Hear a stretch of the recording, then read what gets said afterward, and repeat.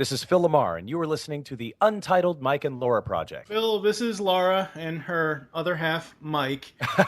Oh, she gets stopped billing now. Yeah, damn straight. Because I I see don't how it want to goes. confuse between two Mikes. That's why I went with her first. They're Smart. the ones that are going to be conducting the /interview/conversation with you. I'm just producing it on my end. Okay.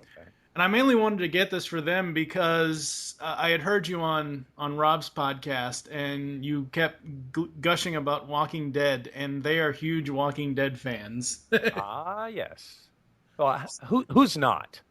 Yeah, at this point, really. Yeah, I mean, with the show and now the video game, which has gotten really good reviews, and all the books. When's that coming out? The game, it actually Yeah. just hit. It's on PlayStation, and I believe it's on PC and Xbox as well. It came out last week, the first episode. Yeah, it's like episodic. It's Telltale that did it, right? Yeah. So the people who made like the Back to the Future and Jurassic Park games that just came out recently. So every month or so, there's going to be a new episode to the game. So, How much does it cost? it's $25 on PC for the season. It's $20 on PlayStation for the season, and I don't know how much it is on Xbox. Oh, interesting. So they get you $20 a month instead of $60 at once.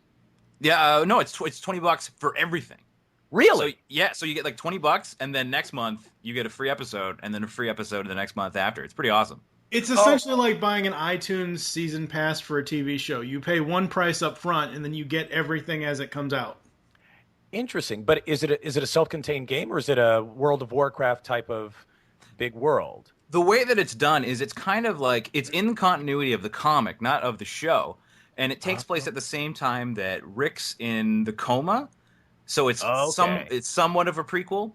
And some of the characters, it follows a different main character.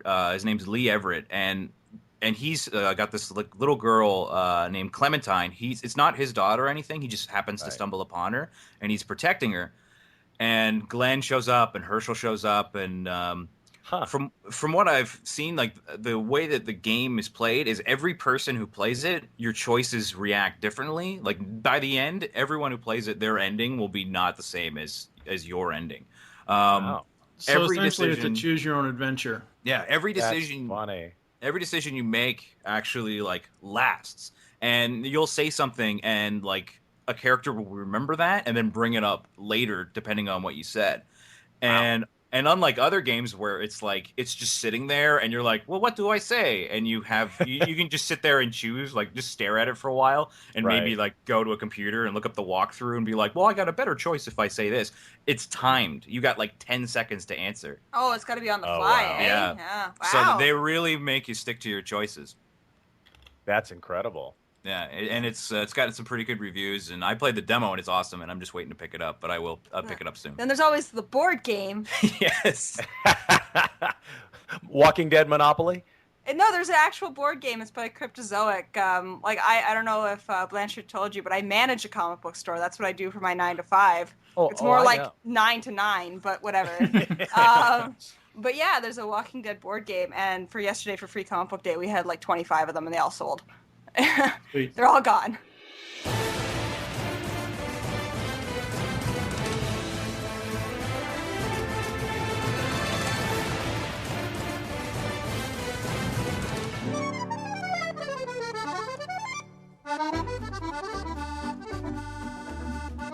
Hey everybody, welcome back to another fun-filled episode of the Untitled Mike and Laura Project. We got more fun filled for this episode than usual. Holy crap, I am Mike the Fist of Justice Laidman, and I'm not alone. I am joined with Laura, cartoon fan 289, Thomas. 289? I don't know, I'm just making Is that like some terrible It's like a Yahoo email handle? Hotmail. I see.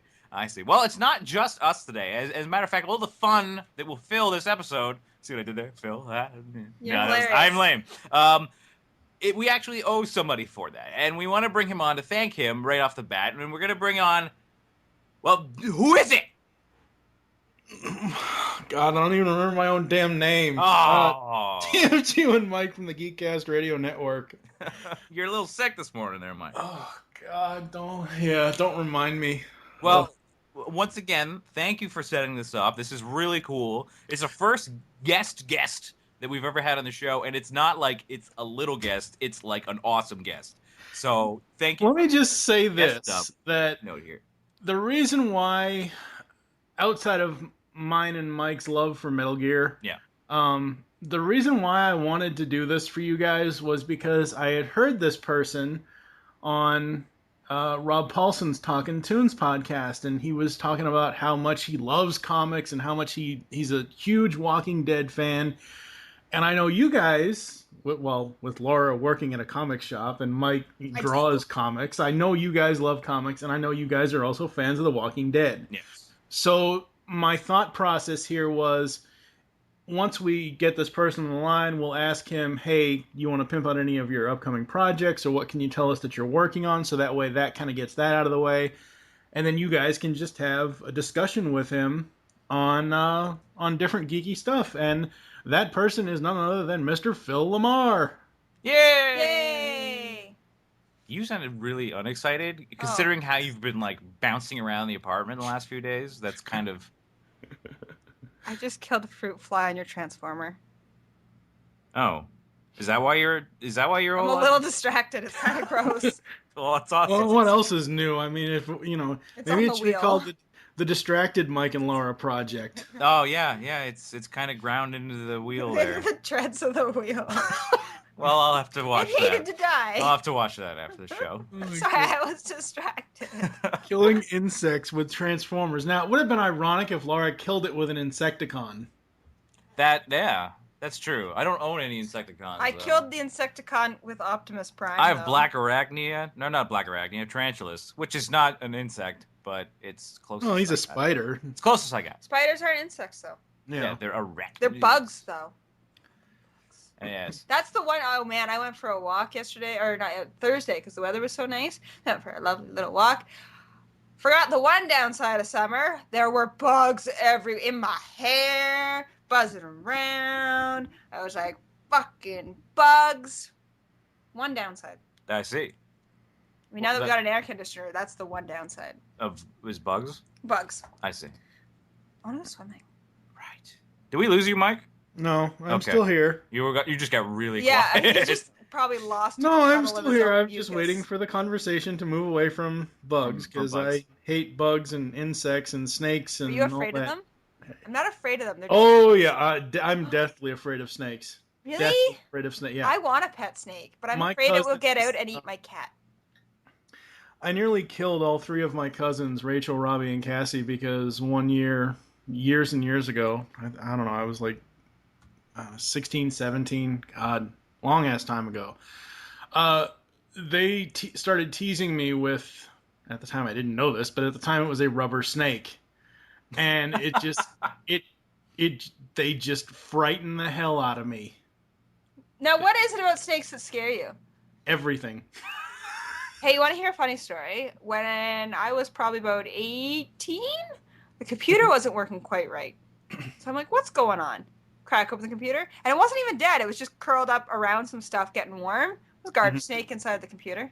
Oh my God. In the computer? In the computer. It got into the basement where the office was and climbed into the computer because it was nice and warm, because snakes like the warmth.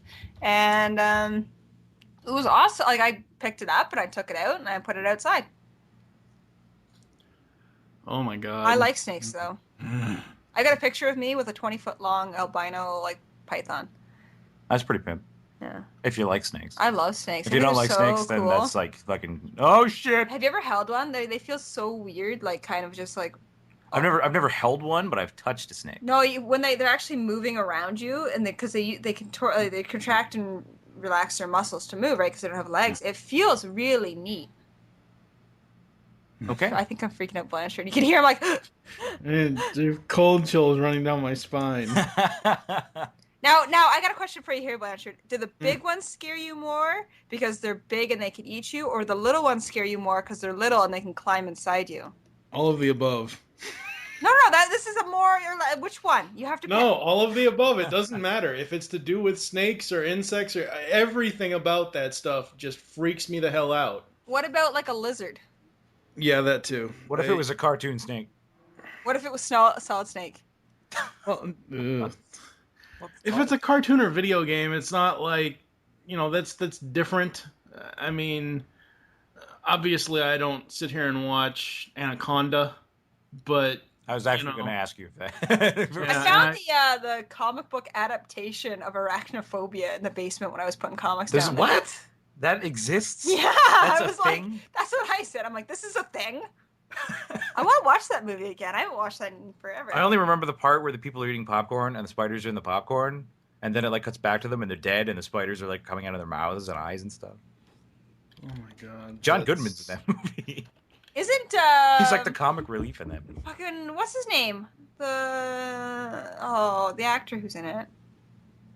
The actor who's in it. Who's in it? The actor who's in it is the actor who's in it. Oh god. Wasn't it Jeff Goldblum? I don't even know. No, it's not even. It's like Jeff Daniels. Jeff Daniels. Jeff Daniels was the main character, is he? That was a great movie. Yeah, this was the cover of the. Yeah. What else is Jeff Daniels in? Jeff Daniels? He's in Dumb and Dumber. He was George Washington. Anyway, that was a great movie. I think we should watch it. Okay. It's probably on. Yeah, you guys should watch it and do a commentary on it. I remember when the giant spider falls in love with the little spider and they make all the spider babies. I don't remember that movie outside of the Where's Wilbur when you really need him? I get it. It's a Charlotte Webb joke. Hey, they announced Dumb and Dumber sequel. I did hear that. Yeah, untitled Dumb and Dumber sequel. They're stealing our name. They're stealing our name. Well, considering I stole it off of that kind of a thing. So, remember, our show is entirely ripped off of the untitled 3D Shark Project. Shut up.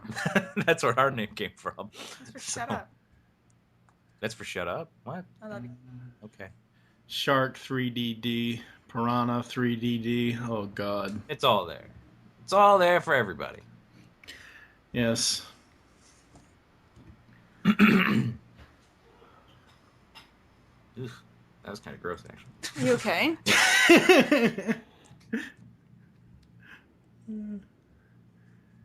So I think, without any further ado, we will jump over to the discussion with Mr. Phil LaMarr. Hooray! Yay! I'm excited. I got a vibe tells me I should be sitting in on this scene for a while. Hello, Phil. Hello, Mike. How are you? I'm awesome. Joining me is my lovely co-host, Laura Thomas, and you had a weird name for this episode. What was it again? Oh, I don't even remember. Oh, it was my nickname. Yes, yeah, your it was nickname. like Cartoon Fan Cartoon 289. Fan 289. Yes. Well, we were here with online name. Yeah, new handle that I've come up with. That's but right. It represents the things I love. Well, we're so glad to be talking to you, Phil. We want to talk to you about tons of stuff. I mean, we could talk to you about anything on your IMDb list, which I'm pretty sure if we printed it out would be taller than our apartment building, and we live in the tallest building in the city.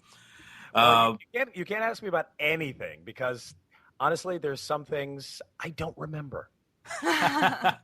We have a question that we wanted to ask you, but well, you know what? We might as well ask it right now because you're in everything. I mean, we just established that. Do people come up to you all the time and go, "I really loved you as this character," and you're like, "That wasn't me." Like you know for a fact exactly who that was.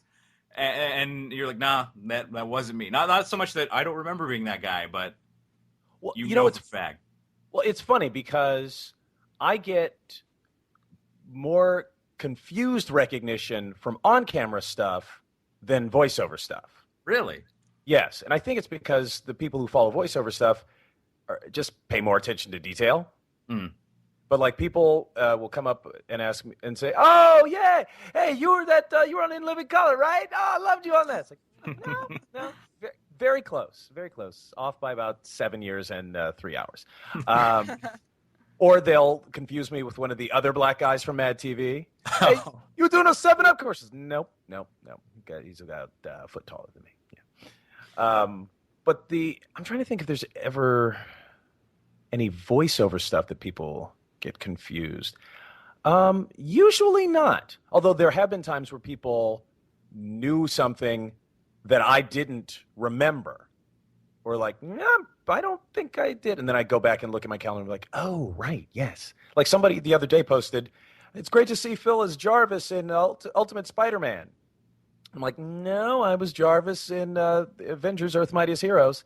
And then I went and looked, and I'm like, oh, right. I did one episode of Ultimate Spider-Man where they had a Iron Man guest star. It's like, oops, right, sorry. Now, would that be something maybe you recorded at like the same time? Because you were just kind of like, hey, do you want to just record that while we're at it, working on Earth's Mightiest Heroes? Is that maybe like months difference? Well, one thing is there's usually 9 months to a year between when you record something and when anybody ever sees it. And that was a thing where I didn't audition for it, and it wasn't a show that I worked on at any other time. Like I think I went in for one day because they said, "Oh, we're doing Iron Man. Let's use the same people that did the voices from Avengers." So, you didn't have here's an audition, because usually you get an audition, you give them a voice, they send it back, then they say, "Oh, we liked it. Come in and record." So there's at least 2 points to form a line. That one there was just one. Hey, you want to go in and do this? Okay. And it was probably 2 scenes or something. And it was a show that wasn't my show, so it sort of blew through my brain pan. Well, can you is there anything besides on the topic of Jarvis and the Avengers? Anything about that show that thoughts on that, or maybe have you seen the new movie yet? Is it amazing? We're going to see it this afternoon. No, I haven't had a chance. To see it yet. Although I'm excited for any number of reasons. A buddy of mine, Jesse Garcia, that I did the Pee Wee Herman show, is in it as one of the S.H.I.E.L.D. agents. And of course, I remember when he got it, because he called me. He's like, "Hey, I'm doing this thing. What should I look?" Okay, here's what you need to read. Look at this. Look at this. Look at this. I'm going to send you. You don't need to read the Steranko Nick Fury stuff, but you need to see the images. So I'm going to send you those. Now, for anyone on that topic, we've heard you're a big comic fan. Is there any books that you would, for our listeners, if you're going to watch the Avengers, make sure you read blank? Ooh, gosh. I don't know. The thing I would say, well, I don't know if anybody can find it, but the Avengers Annual with Archon, drawn by George Perez, is to me one of the quintessential Avengers stories. But I'm a big DC guy. I don't have a huge Avengers library. I pick it up every once in a while when there's a storyline or an artist or something that I really dig. But I'm trying to think. Yeah, I wouldn't be able to recommend that the way I'd be able to recommend Batman or Justice League stuff. Well, so are you excited in that vein? Dark Knight coming. Yes. Now, for that one, is there Batman books that you would be like? Because I've heard, working where I do, it's people are Nightfall. We can't keep it on our shelves because of the Bane stuff, right? So. Oh, see, that's funny because that was my big eras were the Neil Adams run in the late 70s. Although I think I had that stuff in collections, like the mini collections. The thing that I would get people to read is Gene Colan's run on Detective in the late 80s, because that to me captures the Dark Knight feel decades before Dark Knight. I mean, it was so moody but it was a strong Batman. I mean, I thought that was the best precursor to the original Dark Knight, to Frank Miller's Dark Knight. That to me set the pattern for that, because it was a solid Batman instead of the long, thin Jim Aparo, Neil Adams, I'm lanky Batman. This was solid. This guy looked like he could kick down a door, and did. Nice. Now, you said you're a big DC guy. We're a couple months into the New 52. Almost a year at this point. Yeah. I know. True. What are your thoughts on where it's been going so far? I was listening to you guys' episode, on the first week.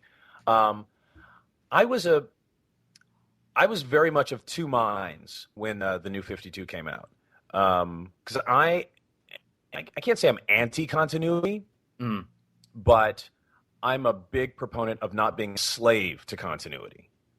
I don't think there's any reason somebody writing a book today has to be married to the mistake somebody made 13 years before. That makes perfect sense. Yeah, because, you're going to do something bad just because somebody did it first? I mean, it doesn't make any sense as far as like being creative. Like, you change things. Now, I think that there is a skill and a talent in changing a continuing storyline in a organic, like, really good way. You can't just go, well, Bobby woke up and it was a dream. That's bad writing, period.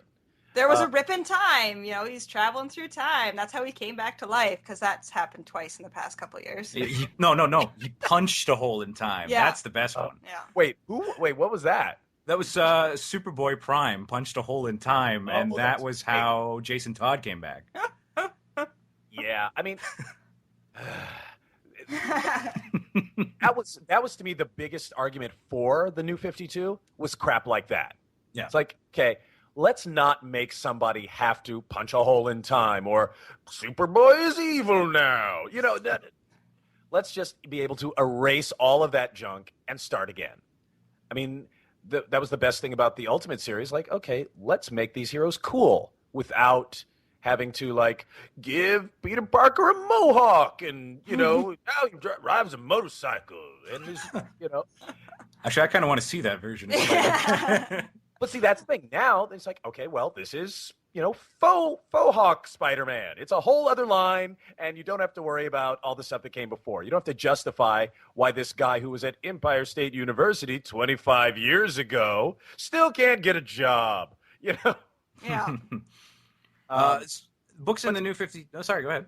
Well, I mean, to me, the best thing about the New 52 was, getting rid of the bad stuff. The worst thing about it was that there were 52 of them. Because the thing I kept telling people was, it's like, okay, Stan and Jack launched maybe like 2-3 books at a time, maybe, and you were still going to get an Ant-Man in the bunch. So and they were geniuses, unqualified geniuses. So if you're going to try to launch 52 books at once, you're basically asking for 2/3 of them to fail.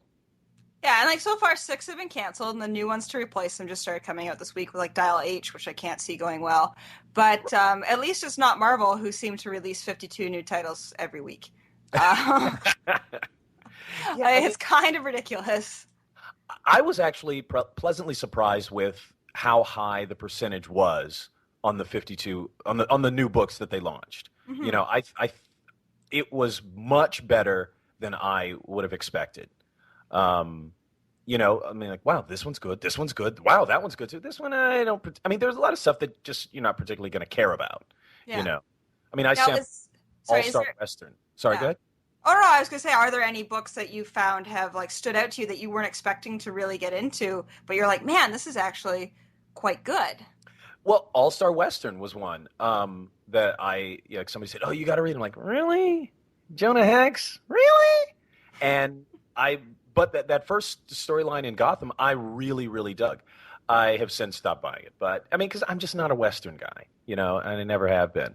And I found that I was responding more to that story than the concept of the book overall. Mm-hmm. What else? I mean, there were a bunch of things that I bought for sentimental reasons. Either I knew people working on them, or Static Shock. Yeah, I gotta buy it. What else? And but I was really pleased with Catwoman, Batwing. Those are both the Judd Winnick books. But yeah, and that's that's a buddy. I don't know. I've been going back and forth on the Superman titles. I love Scott Snyder's Batman. I think that's fantastic. Mm-hmm. And I'm even back on Batman and Robin, although I'm not a huge Damian fan. But I'm still liking that book a lot. Awesome. Yeah, if I can recommend, especially now since the first trade came out this week. Buy it from her store.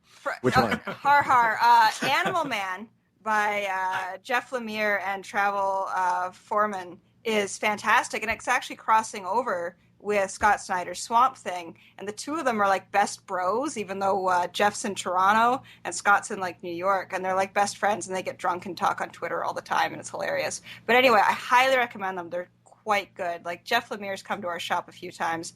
I've had the pleasure to talk to him, and like I find with these guys writing a lot of this New 52 stuff, they're all really just nice guys who you can tell appreciate that people are reading their books, which is nice to see. You're not getting the Frank Millers who are like, screw Occupy Wall Street, screw my fans. Yeah. That's yeah. Oh, wait, that reminds me. What's up with the speaking of, because you said Frank Miller, I actually thought of J. Michael Straczynski, and basically all the old arrogant guys. Beyond Watchmen. What's the word on that? We have, because like we have a subscription service and the holds and everything like that, and we're getting tons of people who, it's so funny, you get the people who are coming in and they're like, yeah, they shouldn't, bastardize Alan Moore's work. Let me add every title to my list. And right. Like, at the same time, it's like this, like, it's stupid and it's like ripping them off. I want to buy them all. Well, whatever, we're making money. I say whatever you want. That's comic book people in a nutshell. Come on. Yeah. What was the joke I was making somewhere? It's like junkies, but much worse. Because junkies at least wait till they're out of dope to go buy. Comic book junkies show up on the same day every week. Yep. Whether they've finished their heroin or not.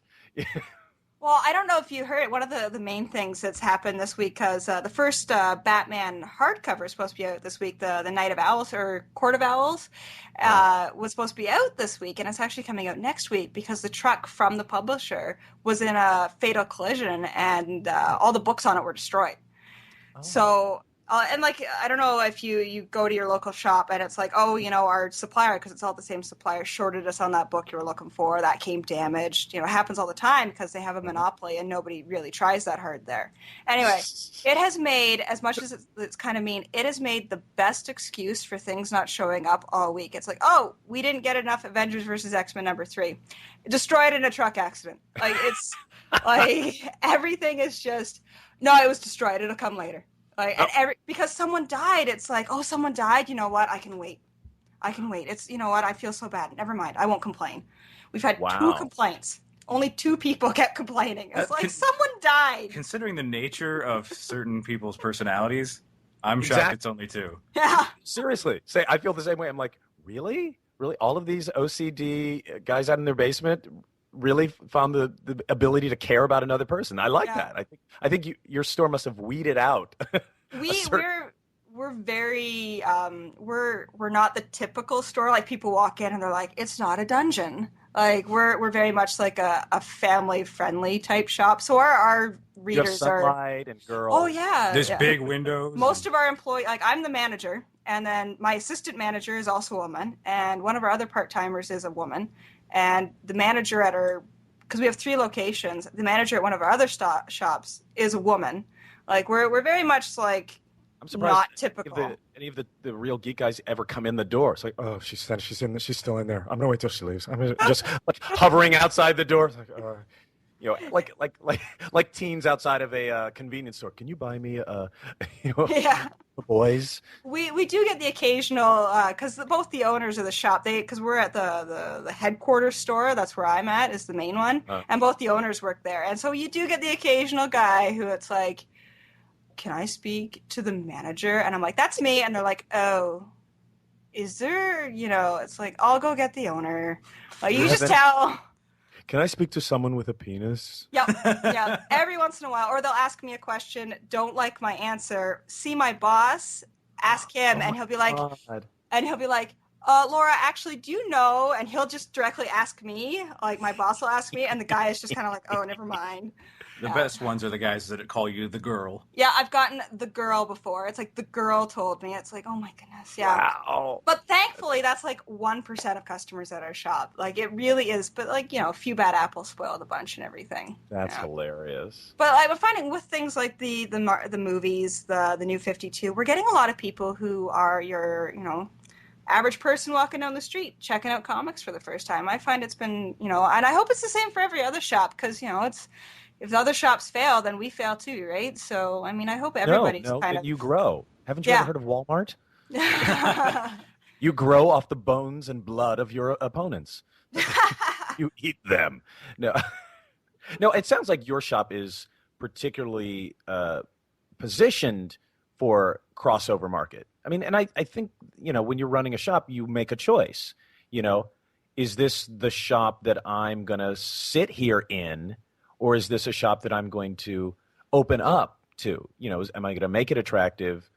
I mean, because I think a lot of people who get into comics aren't, focused on other people. It's like, well, we just have everything here in a box because that's where I always kept everything was in a box, and everything in the box is alphabetical. It's just like that's the way they think. Like our store's been around for about 15 years, and it's definitely been like I've been with the shop for 5 years, and it's just definitely been a growth. Like the more people you kind of get ideas from. Like we've had people in the shop like that work there and everything, and it's just the more new people, the more new ideas, and we definitely make an active attempt to grow. And you can see the shops that are thriving do the same thing, and the shops that are like, nope, I'm staying by the old guard, they're failing. And that's not good for the industry that some people just are stuck in their ways. But I think, like I said, with the movies, this year's a big year for movies. I mean, with Avengers, Dark Knight, Spider-Man, it's nothing but going up. Like the big event yesterday, like we had more people in the shop than we've ever had before that have never been before.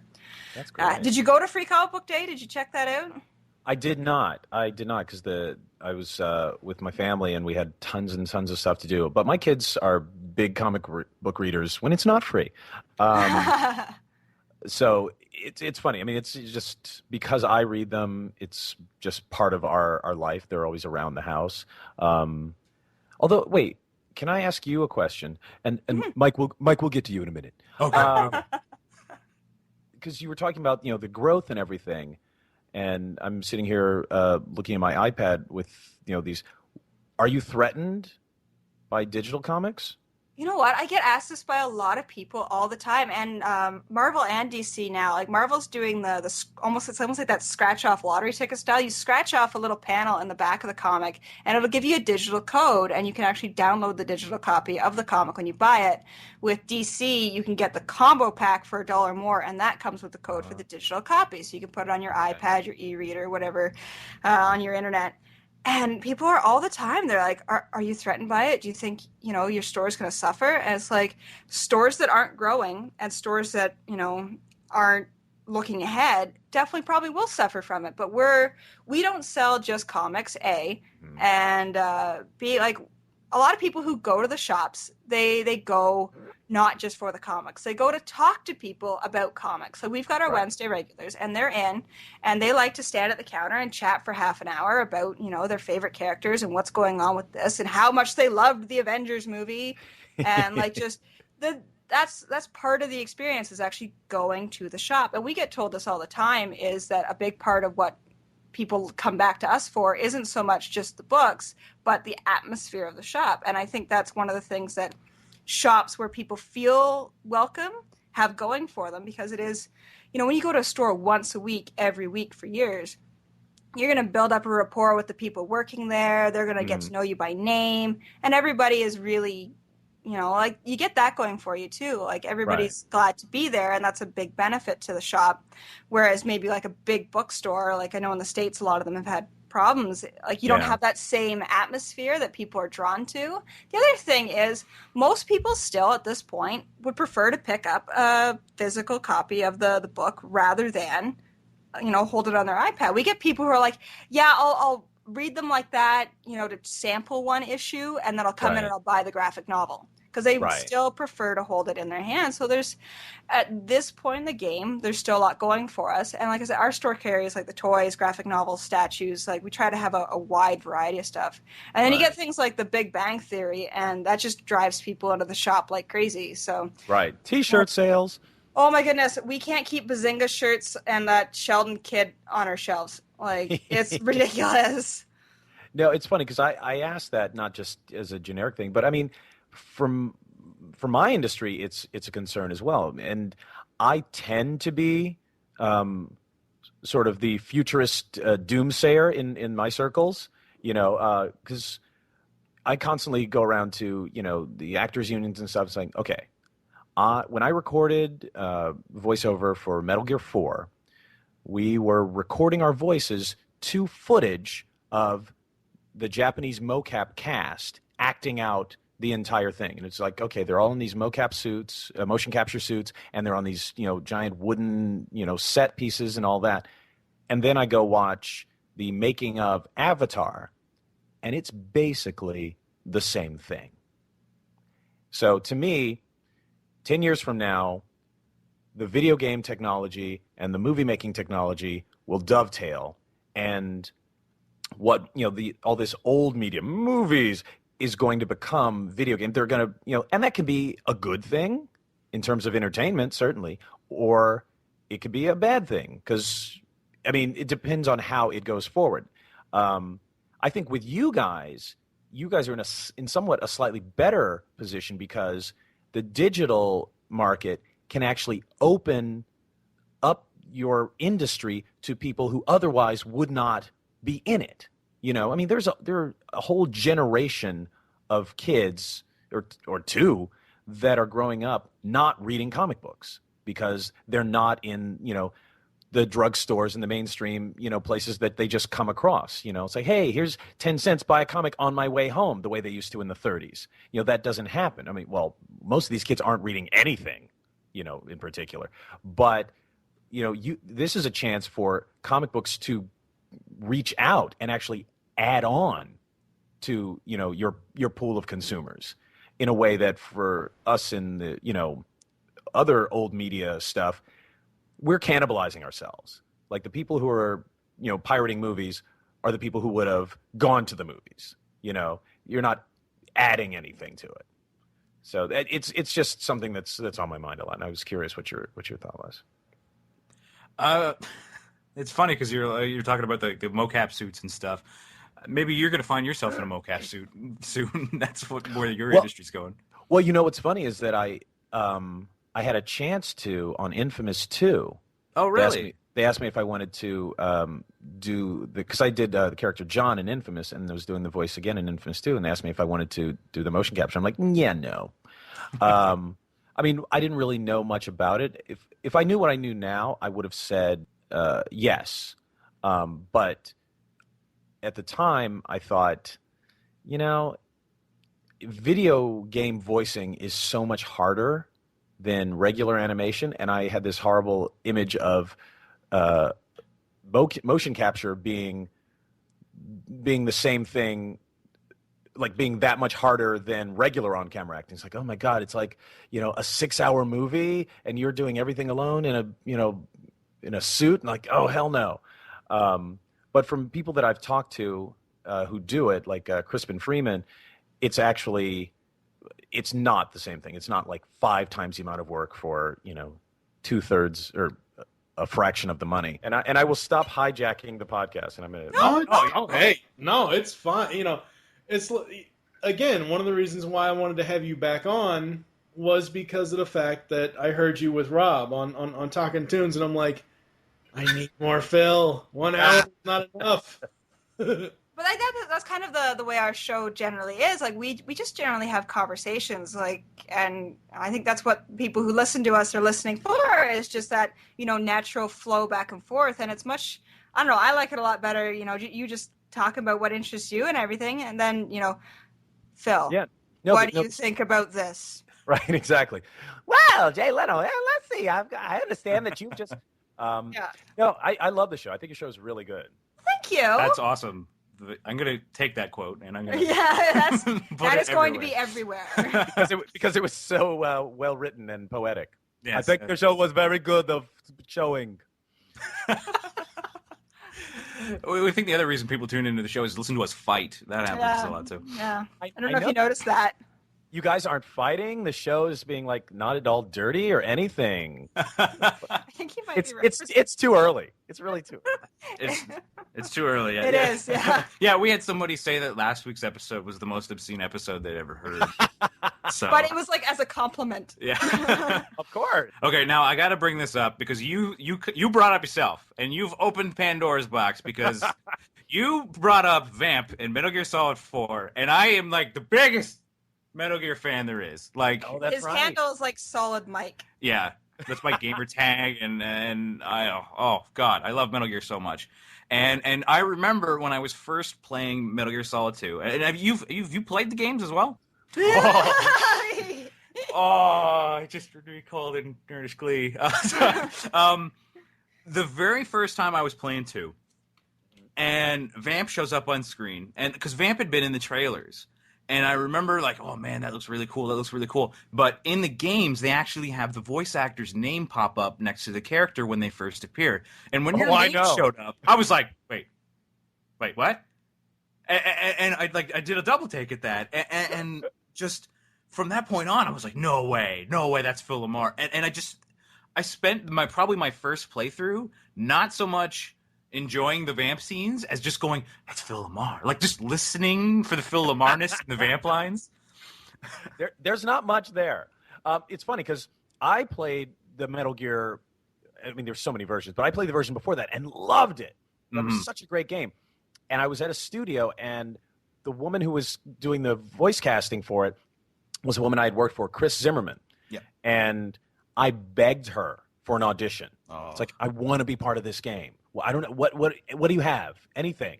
And I think I auditioned for the DARPA chief. Oh, really? And then she said, well, wait a minute. Why don't you try this one? And it was this, those drawings, they're like very almost abstract. And it's like, oh, okay. And she described this guy. He's very creepy. And he's called Vamp, but he's not really a vampire, but maybe we don't know, like it was kind of vague. So all I was thinking was like, okay, well, here, how does someone sound dead? And I just like pulled as much breath as I could out of the voice and just made him sound creepy and dead and horny and like. My queen, you won't believe who I've found.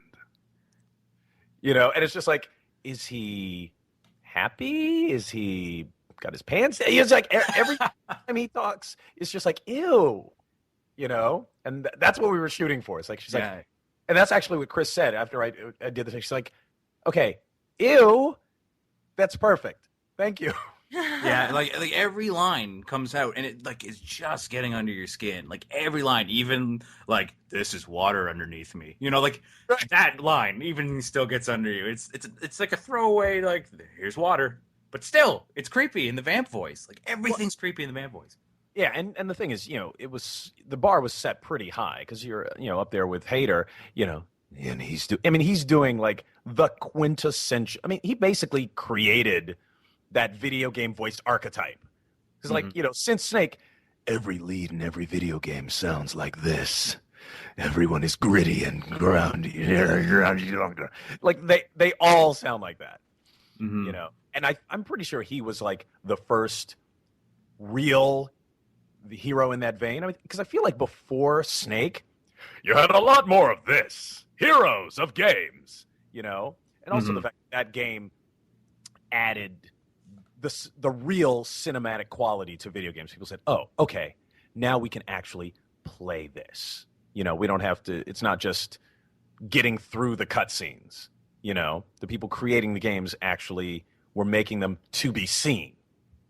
Yeah, well, when the very first Metal Gear Solid came, and it was just like jump straight from gameplay straight into the cutscene. There's no, because it was the first game there was really no difference, because if you played like say Resident Evil 2, you'd play that game and it would jump from pre-rendered cutscene where the character models are really nice and shiny and smooth, and then it cuts to like a box that walks immediately after that, and it sort of took you out of the moment a little bit when it made that jump. But in Metal Gear Solid, because it was the same model in the game as it was in the cutscenes, there was that flow. Like you immediately just jumped right into it. It was awesome. Oh yeah. Now another question that when you did 2, basically Vamp is like, oh, Vamp dies but doesn't die. Vamp keeps coming back. Did you have hopes like, yeah, I'm coming back for 3? I mean, they even stuck that scene in at the end where he's staring at them like in the background. Well, I mean, you always hope, but I mean, when you're playing basically a boss, that's not where you put your bet. It's like, well, I'm here to die. If I don't die, they never get to the end of the game, and really, then no one will buy the next one. But yes, I was very excited when I came back for 4. But yeah, I wasn't expecting it. Okay, well, before we move off the Metal Gear topic, now correct me if I'm wrong here, but there's a trailer for Metal Gear Rising, and I'm fairly certain I heard your voice in that trailer. You may have. Really? I'm not at liberty to say yet whether or not I'm in anything. Really? That may or may not have been something. You know what, though? That's a lot better answer than the last time I asked someone that question. It was, no, I'm not in that. So, now, if I said, no, I'm not in it, that would be disclosure. I would be saying... Oh, I get it. I'm learning very many things. It's a non-disclosure agreement. I cannot disclose anything. Excellent. All right, well... But let me temper that by also saying that, generally speaking, I don't know much. Half the time, as I've told you, I don't know if I'm in the game or not. But yes, I remember hearing, that is all I'm at liberty to say.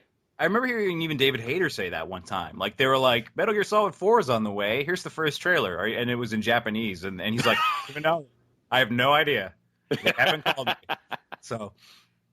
That's funny. He was lying. Now, for games, are there any game series that you like are a fan of, or you've seen that you would like to kind of get on board with? Like, I know you said you for Metal Gear, you were like, I need a part in this. Is there any games coming out now you're like, I would love to be a part of this? Arkham, the Arkham Asylum series. Yeah. I mean, but that goes back to my comic book roots. Generally speaking, these days I'm either playing a superhero battle game or MLB The Show. That's pretty much all I do. Because unfortunately, like, I don't have the time to play through a world anymore. And it's a shame, because there's some really amazing stuff. I mean, I still buy games, I just never play them. Like, because Nolan North is a friend, so I picked up Uncharted. I'm like, oh my god, this is so amazing. I'm still in the first part, the first adventure. It's like, I suppose if I ever got into this building, this would be really amazing. Yeah, I'm a big fan of those games. So if you ever do get a chance, check those out, because those are awesome games. You're talking about, I play Skyrim. I've got a good 200 hours into that one. I highly recommend not jumping on it if you have a life. Well, see, Skyrim, Mass Effect, all of these games, the stuff they're doing is amazing, but it really does require a commitment, as the worlds get bigger and fuller, the other thing I would really, really want to do is the Old Republic. Oh, yeah, okay. Yep. But I don't know. I've always got a weird thing about online games. I don't know. Chat rooms, all this stuff. A buddy of mine was saying, "Oh, you got to go on Reddit and do an AMA," and I'm like, okay. I don't know. Just the anonymity of the internet freaks me out. Talk about that Reddit forum. Oh my god! Have you seen that thing going around about the Reddit forum? People made throwaway accounts and confessed their greatest secrets. And like these aren't like, I love My Little Pony. It's all about like if people found out about the felonies, it's murder, suicide. I murdered incest. my daughter's rapist and made it look like a suicide. Yeah, like stuff like that. Yeah. After and it's 30,000 comments about this kind of stuff. And I was like, man, my life is so normal. See, you've proven my point. And for me, it was just like, okay, the 14-year-old soccer-playing girl from La Habra may actually be a 50-year-old serial rapist from, Kansas. That freaks me out enough. But now the idea that, now there's, tens of thousands of people who are all insane freaks. And you're some of them. Yeah. Go ahead. Yeah. Some of them aren't that crazy. Like there's one, the probably the least crazy one, although entertaining. It sounds almost like it's a romantic comedy movie plot. There was a guy and a girl asked him to house sit their cat while her family went away on vacation, and while they were gone, he read her diary and used everything in it to marry her. Kind of what Mike did with me with our Facebook. Not to that degree. Oh, damn. I can't believe she just went there. Isn't that romantic? Hey, it worked, didn't it? It definitely did. Yeah. Well, there are a lot of things that work that really shouldn't. Yes. I put a little bit of chloroform in her meal every day until eventually she just did whatever I said. Now I don't have to put it in anymore. I saved so much money on chlorophyll. Oh, goodness. It's like, or you should check your meals. Actually, I'm not a very good cook, so she doesn't have to worry about that because I don't usually end up cooking. Whenever he cooks, all he makes me are these shakes. It's weird. Colada.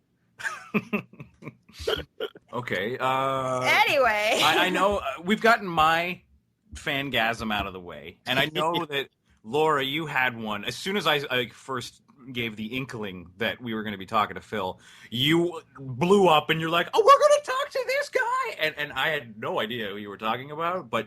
I am, and a lot of people who know me know that I'm a big fan of, and I still watch them all the time because of things like the internet I can watch them on, and I wish there was DVDs because I'd buy them in a heartbeat. I watch a lot of kids' cartoons, like a big SpongeBob fan, Hey Arnold, but I grew up watching One Saturday Morning on ABC, and I love, and my sister and I would watch The Weekenders all the time. I'll still go on YouTube. There's 20 episodes on YouTube, and I rewatch them all the time. Because they're not out on DVD, are they?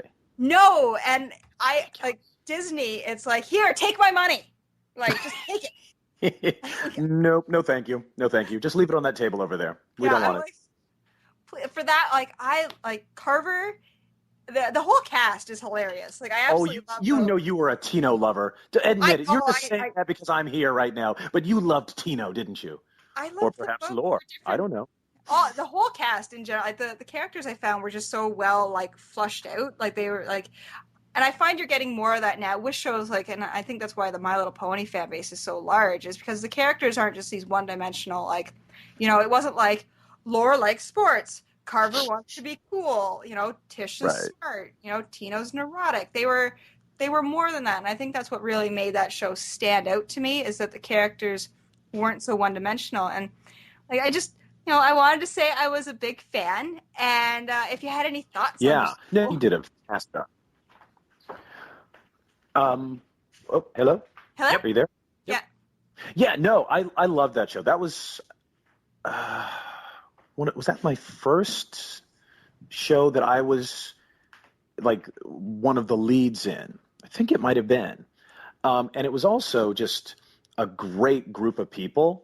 Doug Langdale, who wrote it, and he had a concept. He had a thing that, to sell to the network, but he also had his own concept, because like you were saying, the character types, they all had types that you could put on paper, but that's not the story he was telling. He was telling a story about these kids, and I think his idea was that they were all kids of single parents. and like this was the weekend they were at this parent's house. Or no, actually, that's not true. That's not true. Some of them. No, Tino. Did Tino have a dad? No, Tino's dad lived on the East Coast. See, I know all That's that show. what it was. Yeah, no, Carver had both parents. That's what it was. Yeah, who were working professionals. Right. Was I Carver? I think I was. I can't remember if I was Carver's dad or not. But yeah, the idea was that these were, it was a reflection of Doug's childhood, and the people. So he was writing people, not types, And it was a fantastic cast. I mean, Kath Soucie, Grey DeLisle, and Jason Marsden, they're all not only incredibly talented, but so nice. It was just always such a joy. No, that was a fantastic show. Weekenders was so much fun. And it's not, heavy duty comedy or hardcore, anything. But to me, it was like Foster's. Is it different working on like a kids show, like a younger show, than it is working on a more mature show?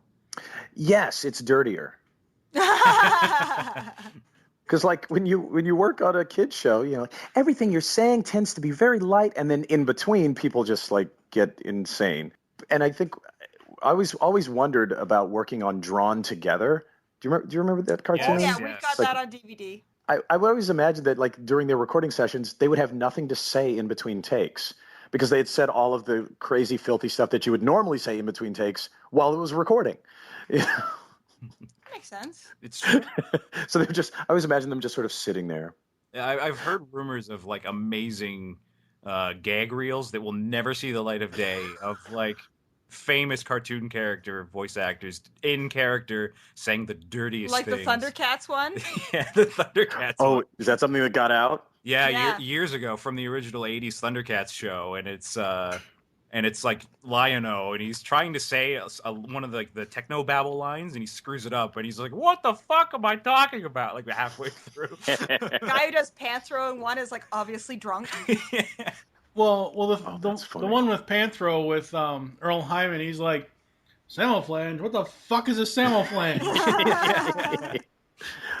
Oh yeah, you get a lot of that. And Mumra, and he's like, show me your tits, and stuff like that. I imagine there's so much gold that will never come out, but I'm sure there's engineers who have that stuff just hidden away. They're like, you got to hear this gag reel that Phil LaMarr left on Justice League. Oh yeah, and they have it all. So yes, we have to keep our eyes open for when engineers retire, because that's when these things tend to leak out. When somebody is getting ready to head to Arizona, it's like, all right, I don't have to worry about losing my job. Here you go. Now, you said you had kids. Do your kids watch your shows? Not a lot of them, because my kids are young, so many of them aren't quite appropriate, and some of the ones, I mean, what are the ones that they watched? I've done a few Phineas and Ferbs. They love that. That's a great show. Great performer for the win. Thank you for that, Mike. They watched Foster's Home for Imaginary Friends when it was on. And that was Lauren Faust who rebooted My Little Pony. Mm-hmm. What else did they watch? Star Wars: The Clone Wars. Although some of them are a little intense for my younger one. I mean, because that show gets dark. Are you guys Star Wars heads at all? I like Star Wars, but I don't have a channel that shows the Clone Wars. So. We like Netflix and Hulu and all that stuff, everything. Yeah. So. Yeah, it's some really, really good stuff. I saw when they did the movie, but other than that, I haven't seen too much. The movie was actually, although I thought the acting in the movie was better than the prequel trilogy. Mm-hmm. That was where it began. It's just gone up from there in terms of that's what I've heard. Yeah, basically visuals, writing, characters, everything. Yeah, Dave Filoni's done like a really amazing job with it. Okay, well, we put up the call to our listeners, and we asked them if they had any questions that they wanted to ask you. So we're going to throw a couple fan questions at you real quick. Ken Lutz from Jersey wanted to say, what small or one-shot role have you done that's your favorite? A one shot. There was an episode of Scooby-Doo where, oh God, what was the storyline? I think it might have been a camp or something, a haunted camp. Yeah, of course. It's always a haunted camp. But the thing about that one that was so great is that I got to say the meddling kids line. Oh, sweet.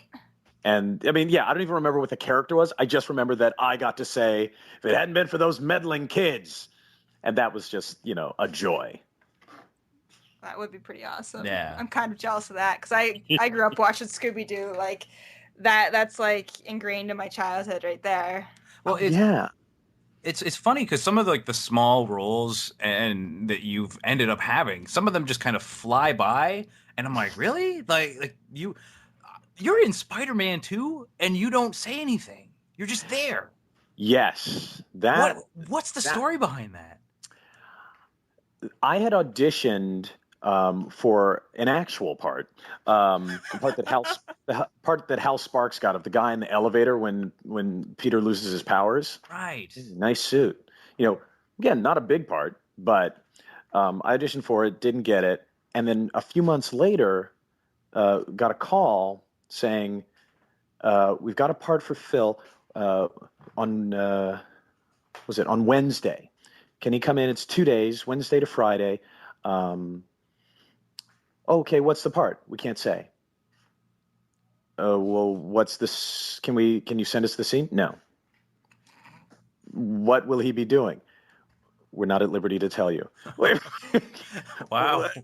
So it was like, and they were in the middle of shooting. And this thing came up and they was like, well, do you want to go work on Spider-Man 2? I'm like,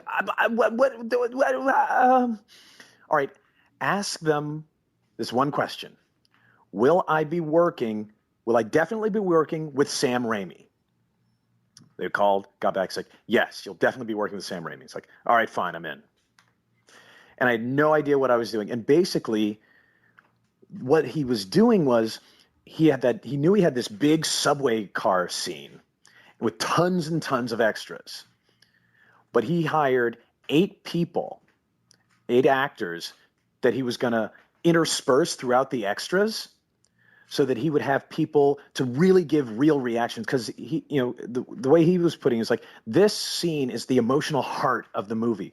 It really needs to work. I can't just have people just making faces as I pan by. I need to be able to cut to people for real acting reactions.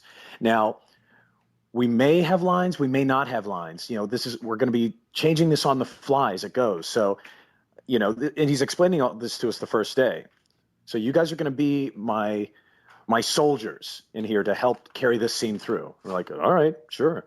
And it was some character actors, some people that Sam Raimi knew from his high school days, all interspersed throughout there. And it was funny because he kept trying to move us down the train.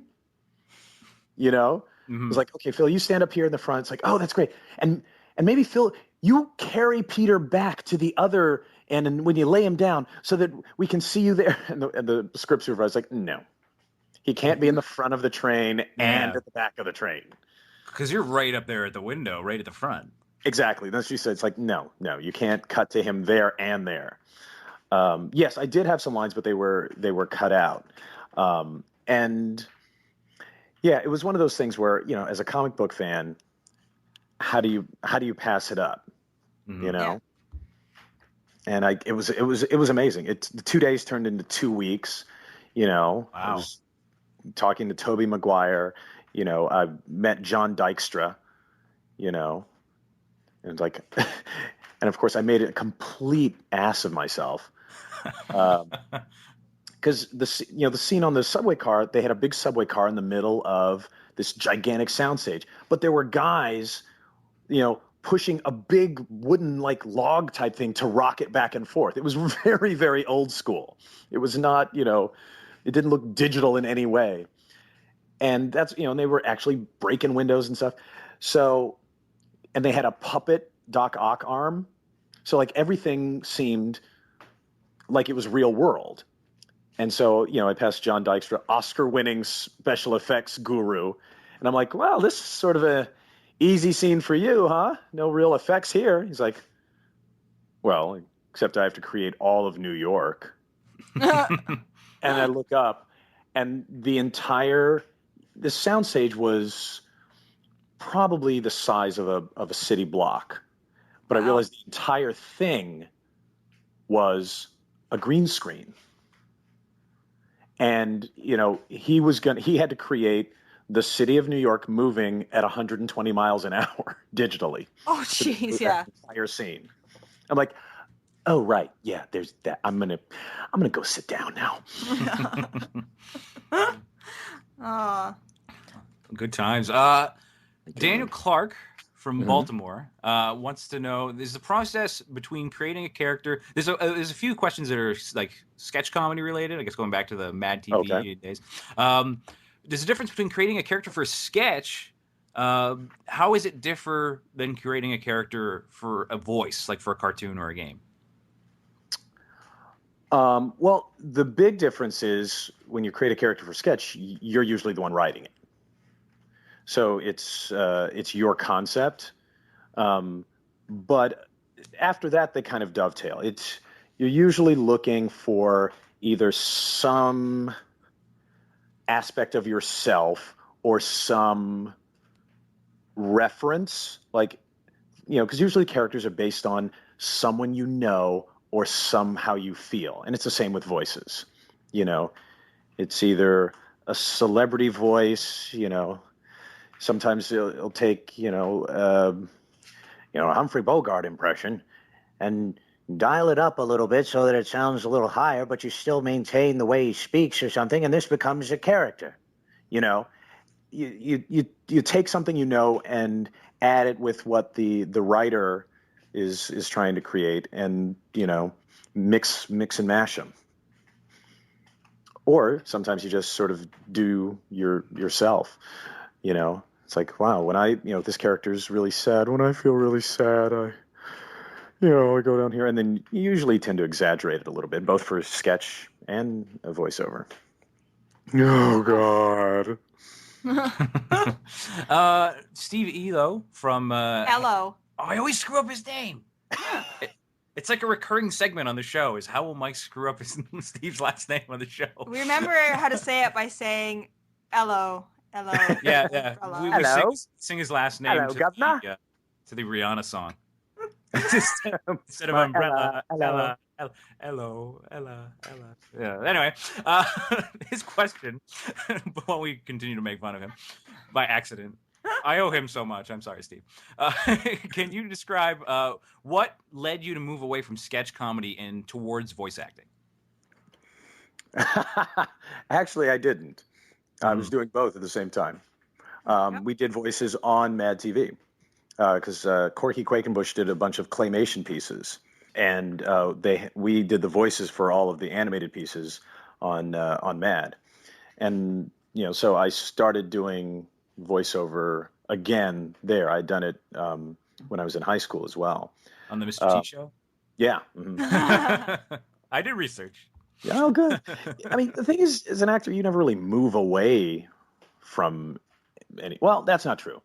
I did move away from sketch consciously, just because looking at the people who made successful careers out of sketch comedy, I didn't feel like the way I did it was the way you needed to do it. I see the Adam Sandlers and people like that, like where you're basically doing a character, variations on a character, and so that way they can say, oh, okay, let's write a movie around that character, or let's put that character in this movie, and I liked doing different characters every time. I didn't, the UPS guy, I think, was really the only character that I did over and over again. So I realized, okay, no one's going to buy, I'm not branding myself here in the way I need to. And I don't like to do that. I want to, be an actor so I can do different things. So I was like, okay. And also I wasn't having a fun time at Mad TV. So, I decided to leave that show. I wasn't leaving sketch in general. It was just that show in particular. You know what? I'm asking all the questions. Why don't you ask the last two? Okay. Steve had a follow-up question here for you. He says you've worked a One lot question and a follow-up. Yes. You've worked a lot with voice director Andrea Romano. She's done as much voice directing as you've done voice acting. How would you describe the dynamic of working with her? I think Andrea Romano is is definitely one of the best, possibly she's the top 5 voice directors in the world. And because she has all the skills, she can cast, she can get a performance out of you, she knows what's funny, and she can also make everything easy for the producers, the actors, and the technical people. She understands all of it in a way that very, very few people do. Yeah, working with her is always a joy. I'm sad that I don't get to do it more often. Has it been a while since the last time you worked with her? Or? Yeah, the last thing I worked with her on was Red Hood. Oh, okay. Nice. Which was fun. If they ever did a Jon Stewart Hot Girl animated movie, there you go. You hope, unless they try to replace me with somebody else. When have they ever recast a character? Ever? You're being facetious, right? All right, and we're gonna do Jon Stewart Hot Girl, but they're teens now, so we really want to skew younger. A skew younger? I mean, you're Static for crap's sake. You can go younger. You can go as young as you want. I know that, and you know that, but neither one of us runs a studio, do we? Not yet.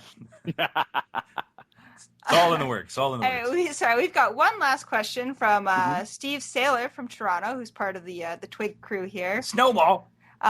He wants to know, what was your favorite story from a recording session with a full cast? My favorite story that doesn't get anybody in any trouble. Spicy. That makes. I want to hear those stories then. What is my favorite story?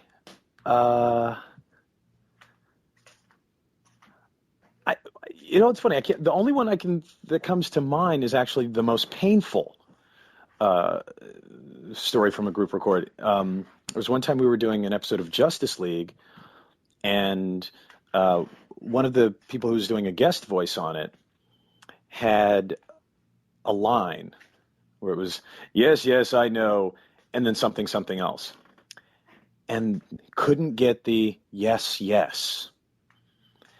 And it turned into, I think, 50-something takes. Wow. They got the line in the first couple, except for yes. And I mean, when I talk about how good a director Andrea Romano is, this was all of her talents on display. I've never seen anybody work harder to get another person to say 2 words. And she went through everything. She tried method. She tried backstory. She tried, I'm going to say it. We're going to start recording. And then you just say it right back. She did everything. Wow.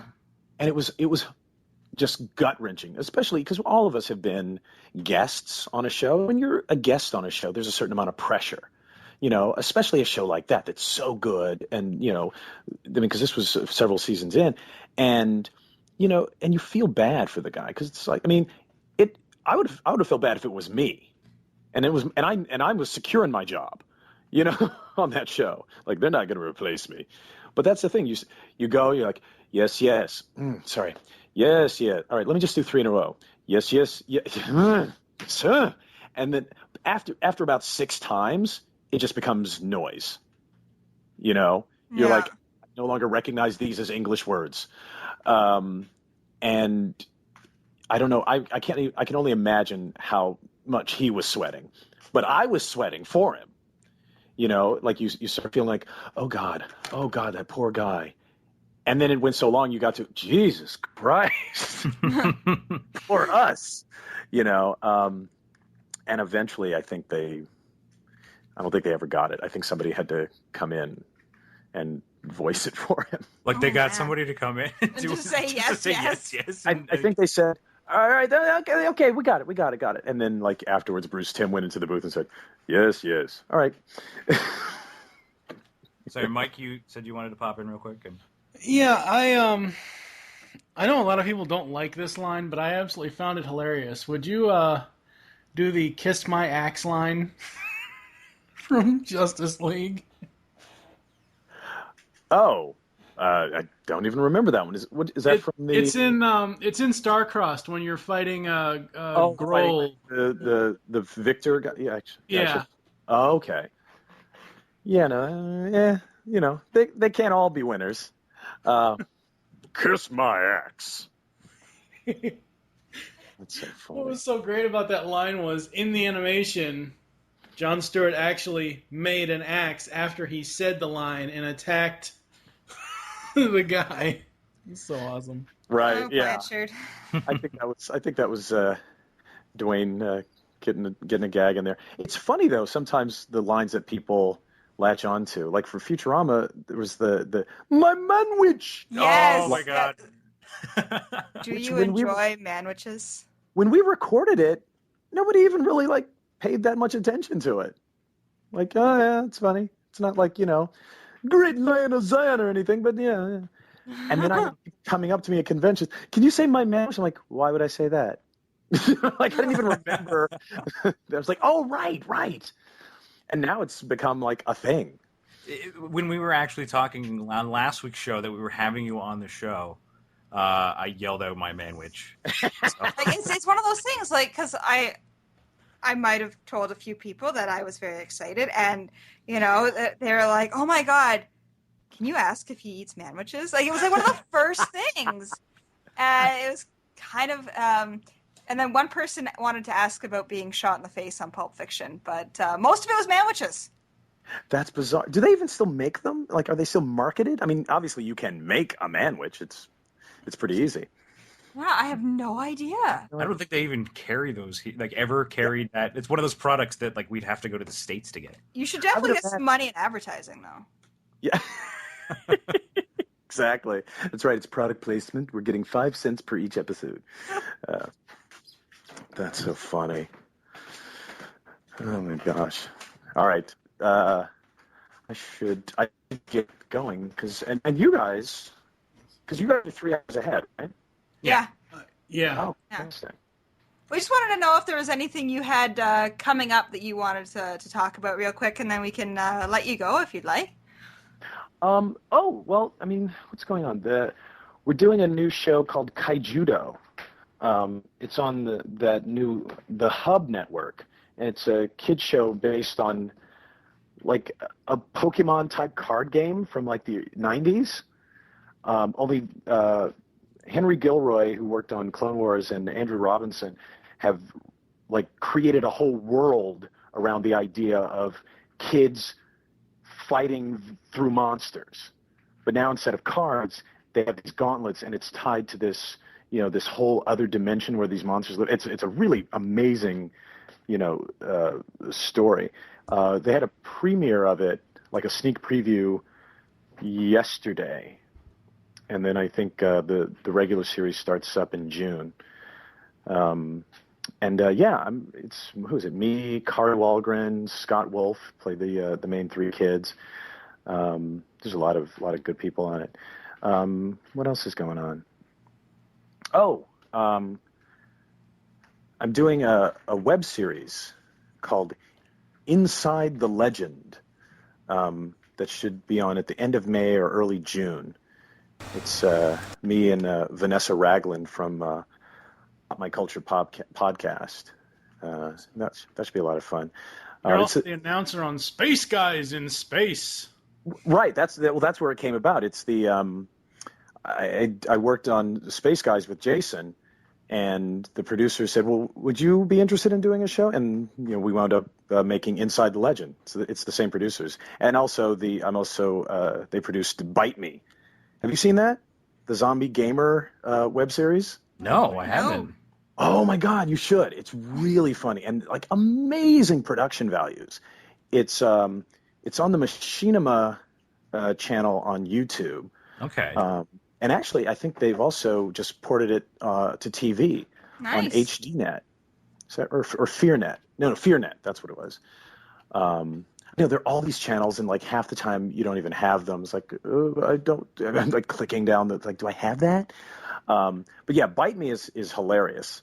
It's a zombie show, and the idea is the 3 guys who are best equipped in a zombie attack are the guys who have spent the most time playing zombie video games. Makes sense. It does, really, when you think about it. Well, think of all the valuable skills you would learn from that. You know? Exactly. And the strength of your thumbs. Yeah. So, yes, I did a guest part on Bite Me and a guest part on Space Guys in Space. And that led to our silly little thing. We're Inside the Legend. We play a bunch of... It's an interview show with characters from mythology, fiction, literature, and history. So it's like some real people, some imaginary people, some dead people, so, and it's really goofy. It's really funny. Cool. Well, we'll have to definitely check that out. And thank you very much for joining us this morning. Thank you so much. It was we had a great time. I hope you did too. Oh yes. No, I love you. I love your show. And so if you guys, you should see Laura right now. Just I'm doing the Jonah Hill, like, oh my goodness, face. When I was talking to Mike the other day, Mike asked me, because I had told him that I sent you the part 2 and part 4 of their Metal Gear episodes, and he asked me, well, what episode did he listen to? I was like, I don't know, I just sent him those 2. Oh, that's funny. No, I don't pay attention. I listened to the first one. I listened to the New 52. Basically, I went scrolling down, like, okay, which ones are they talking about the things that I like? Oh, okay, how about that? Awesome. Well, thank you very much thank you so much. Yeah, and just I don't know if you guys are. I'm at Phil LaMarr on Twitter. Yes. Right. And because I don't know when the actual dates for Kaijudo and Inside the Legend are, but I'll be posting there or on the Facebook fan page. Okay. And hopefully my website will still be up after Mobile Me ends. Well, we do have we have your Twitter, so anytime you post that, because we both follow you. Anytime you want to post about that, then we'll just retweet you. Let everybody know. And that's where I'll be. I'm always on there. Okay, thank you guys so much. Thank you. Thank you. So once again, thank you, Phil, for joining us. But no, thank you, Mike, for setting that up, because that was awesome. Like when he was doing Vamp, I could barely hear it. I know Vamp has that low quality to his voice, but when he did the voice, I was like, oh, I could hear it fine. See, that's the thing. Like I'd heard in a previous interview he'd done, because like I said, I did some research, that he was talking about Vamp, and he said Vamp is one of those characters that like you need a microphone for, because they'll boost it for you. Like Vamp, the way he does Vamp, it's not like he's like yelling into the microphone. He's talking very quietly. So like they use the levels and such to boost him up. So I wasn't surprised at all when he came in. It sounded like that. It was awesome. And when I go back and edit this, I'll boost him up. Sweet. Hey, good bra. That's right.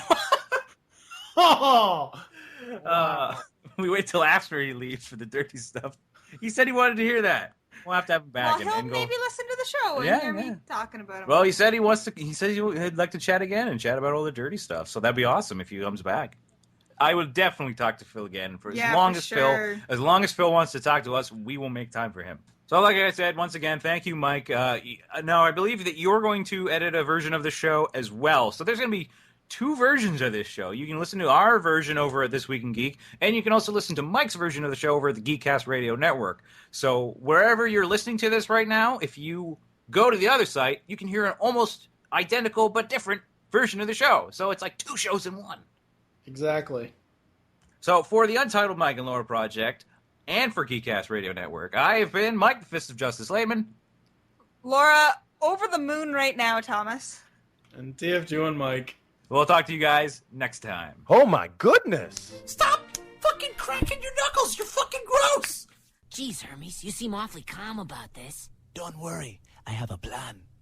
I'm going to jump! No! Do a flip! Well, kids, that's all you get. That's it. Read a book! Only with the cat noise. The cat noise? Yeah. The one that Kratos makes? Yeah. The... I think that's what it sounds like. But there he goes. Just ran by like a teeny ninja.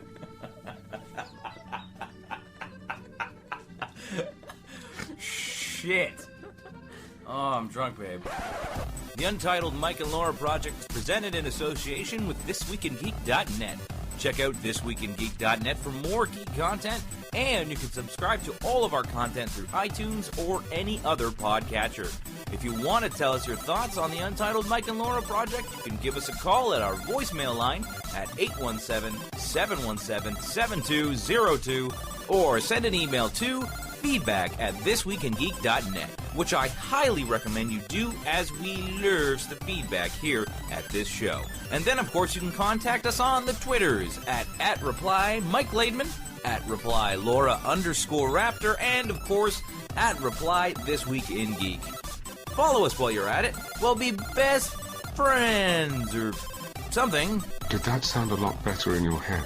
Yes, it did. Until next week. Lower your shields and surrender your listenership.